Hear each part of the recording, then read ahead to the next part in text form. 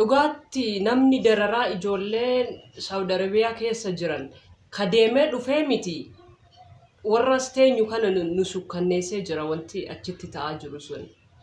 Namni kan argaa gara sanitti deemu an akkamitti akka yaadu naaf hin galu. Maatiin ijoollee isaanii to'achuu qabu. Naagala roorroon hangam yoo daangaa namatti darbite namni kan abdii kutee gara san deemu. Roorroon daangaa sitti darbitee biyya Arabaa deemtee haala amma argaa jirru saniin du'uu irra immoo biyya kee keessatti duutee fa awwaalamuu sii wayya dachee Oromiyaa keessatti.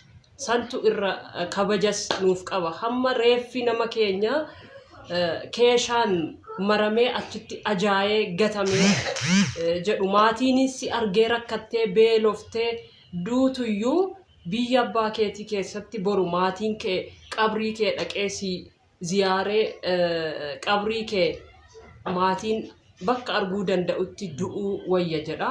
Gara biraatiin dhimma mootummaatii fi dhimma hidhamtoota Saudi Arabiyaatii wal qabatee maaliif galuun maaliif mootummaan jara kanachi as galchuun akkasitti itti jabaate yoo jenne han dhugaatti waanni kun rakkoo guddaatu duuba isaa jira jedhee yaada. Dhugaatti yoo dubbanne bara mallas sana uummanni keenya lammiin Itoophiyaa kabaja qaba ture. Abbaa jibbanis dhugaa hin jibban jedha Oromoon. Abbacha jibbinus dhugaa nama sanaa immoo hin jibbinu.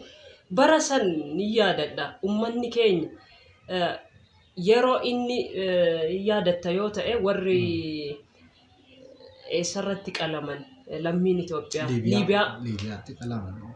Liibiyaatti qalamanii turan. Yeroo sana balaaleffannaa guddaatiin lammiin Itoophiyaa akka biyya keessaa baheetiin hin dararamneef baay'ee mootummaan yeroo sana ture illee dubbatee ture dubbachuu irra darbee akeekkachiisa iyyuu kennee ture.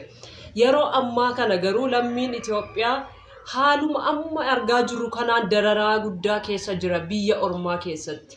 Ijoolleen Saudi Arabiyaa nuu gala rakkoon kana hundaaf isin saaxile tokko Oromoo ta'uu keessan wanti biraa hin jiru irra hedduminaan Oromoo ta'uu keessan immoo baay'ee simmiidhee jira.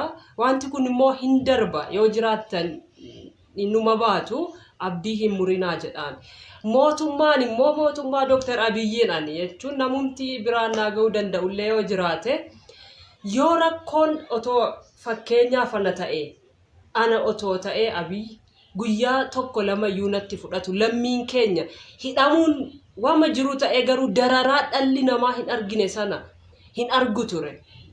Yoo xiqqaate hidhamuun akkuma jirutti ta'e dararaa ilmi namaa hin argine arguu hin qabu ture. Biyya ormaa keessatti immoo lammiin sun Oromoo maarree jedhamee miti. Itoophiyaa jedhama namni gaafa biyya kanarraa achi ba'e. Maqaa Itoophiyaa jedhu kanaanuu lammiin biyya kanaa akkasitti biyya ormaa keessatti salphata jedhee hin yaadu salphachuus hin qabu ture. Eegi ta'ee immoo lammiin keenya achi galuuf mootummaa Dr. Abiyyi kana maal si haa goonu mee nuti akka ummataa biyya keessa jirutti akka nama immoo biyya ormaa diaasporaa jiruttis ta'e maal isa haa gargaaru mee maal si gargaara maal rakkatta lammiin keenya kun akka nu galu barbaada. Daa'imman achi keessatti dhukkubsachaa jiraatan kun in argina tokko lama jennee ibsuu miti. Mee maal si gargaara nuti akka nama tokkootti wanti gargaarree waan kana naa godhaa na gargaara yaa biyyaa jedhe. In gargaara yookiin immoo hin barbaadu hidhamtoonni kun deeggartoota shaneeti deeggartoota kafaa'ooti yoo kan jettanii siyaasaan itti deemtan ta'e ummanni lammii isaa galchuu hin dadhabu. Kan biyya keessaas ta'e kan biyya alaas birrii tokkos yoo ta'e birrii dhibbas guurree lammii keenya achi galfachuu dandeenya. Mootummaan gufuu nutti ta'ee jira jedhu warri achiis nutti sechuudha. Ifa ba'ee mootummaan kun na ilaallatu hin jenne hin galcha jedha afaaniin isa galchaa jiruun arginu guyyaa guyyaan immoo reeffi nama keenyaa dabalaa jira. Kanaafi nuti kana arguu caalaa wanti nu gaddisiisu hin jiru.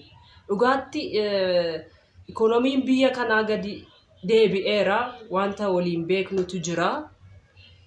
Kunis yoo rakkoo kan ta'u ta'e waan goonu dhabnu falan dhabu mari'ataan gowwaan qabu mari'annee lammiin keenya kun akka gara biyyaatti deebi'u fedhii keenya mootummaan kanarratti immoo maal akka isa gargaaru barbaada waan jettu jedhe.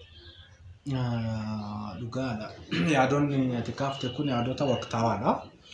Sanis ta'ee kana wanti ta'uudha qabu.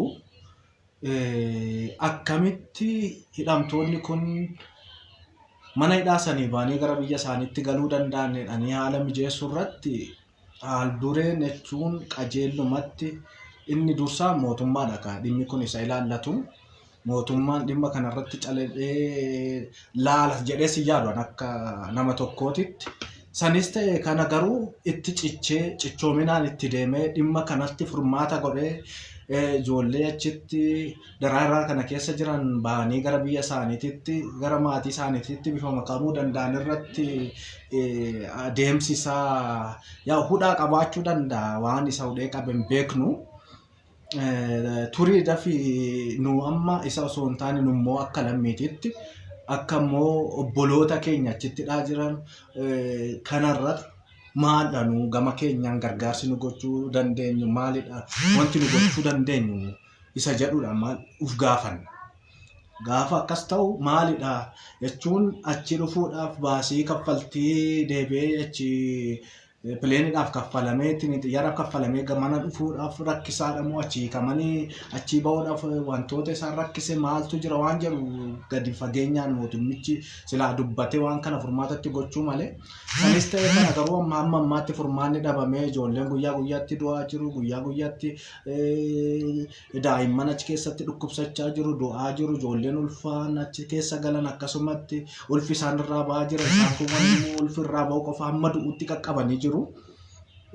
Kuni dhugaatti sammuu keenya keessatti yaaduuf waan baay'ee ulfaataa fi waan garaa nama nyaatudha waan baay'ee nama dhukkubsuudha. Kanaaf maal ta'uudha qaba akkam ta'uudha qaba waan jedhu mee isinis akka nama laayivii kanarratti hirmaachaa jiru irratti yaada keessan nu ijaaras akka biyyaattis yaada sila furmaata ta'uu danda'u dhiyeessuu dandeessu waan ta'eef isinillee yaada keessan itti kennadha. Isa kaaniif immoo hundi keessanuu akka amantii keessanitti bakka jirtanitti du'aayii gochuun dagatinaa waaqa kadhachuu fi keessan dagatinaa irra jireessatti kaa'isumadha kan harkaa qabu waan ta'eef hundi keenya akka amantii keenyaatitti guyyaa guyyaatti yerootti du'aayiidhaan dagatinaa kana jechuun barbaadan. Haa ta'u waan bareedaadha. Amma wanni guddaan asirratti nuti jennee dhaamsi keenya inni dhumaas kan ta'uu qabu nuti warra achiitiif iyyaa jirra. Kan inni asiin badee deemu amma kan nu gaddisiise beektu waan kana piliisoo dandeessan kanaan nu gargaara deemsa sanarraa lubbuu keessan oolchaa. Nuti bar amma kaachi jiruuf iyyina asiin ka deemu lakkoofsan qabu hanga achitti hidhame san caala. Yoo kana ta'e tarii mootummaattis wanni kun sodaa ta'uu danda'a isinii galee sodaas ta'uu danda'a nuti waan beeknu hin qabnu waan ijaan argine jechuudha. Kanaan wal qabatee dallaalonni afaan Oromoo dubbatan jiru kan asii fuudhanii biyyaa nama baasu. Warra akkasii kun immoo adaraa saba keessan mallaqatti gurguratinaa dararaan ijoollee Saawudii keessatti bilchaatanii isinitti haa dhagahamu. Mallaqa xiqqoof jettanii obboleessa keessan dabarsitanii dararaa hangas ga'uuf hin saaxilinaa hin kenninaa dhaamsa jedhu qaba. Kan biraammoo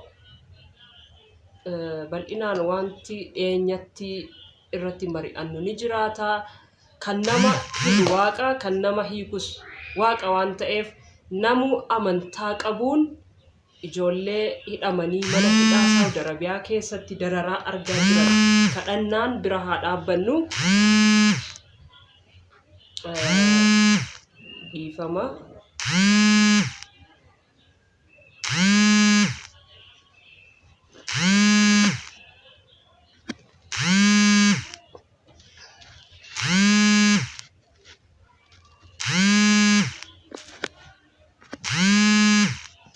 Okay.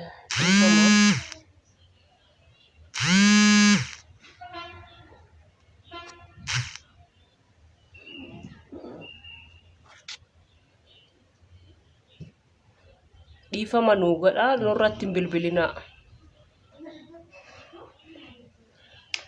Laayivii haasaa jirra. Hin bilbilinaa.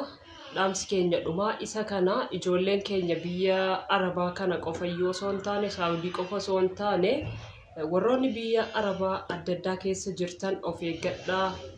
Rabbi sinaa eeguu jabaadhaa isiniin jedha. Kan biraa immoo ajandaan adda addaa nuu dhufuu danda'a. Fakkeenyaaf akkuma dheengadda Koroneel Gammachuu ayyaana hiikameera jedhamee dhimmi hidhamtoota Saawud Arabiyaa ol ka'ee jennaan ajandaan akkasii suni gadi dhufee yeroodhaaf wanti sun akka hafus ta'amee ture. Ajandaan fedhayyuu haa dhufu nuti immoo dhimma hidhamtoota Saawud Arabiyaa kana dagachuu hin qabnu. Sanallee osoo hin taane kan biyya keessa jiranis immoo Rabbi haa hiiku jennaa. Ulfaata.